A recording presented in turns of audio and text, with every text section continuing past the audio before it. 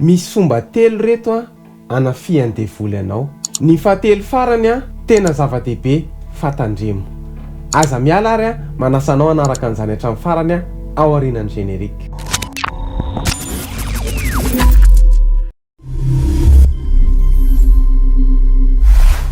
Faly miarabantsika rehetra amin'ny anaran'i Jesosy tompoko a. Fomba telo hanafian'ny Devoly Anao.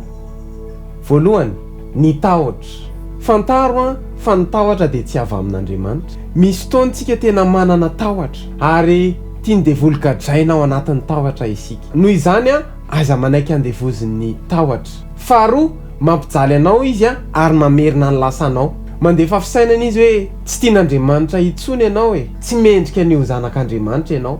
Efa tara loatra ny andovanan'ny fiainanao. Fantaro fa lainga daholo zany. Fa tsy tara zany ianao raha hiverina amin'Andriamanitra. Fa sokafanao anao ny tanam-pitiavany.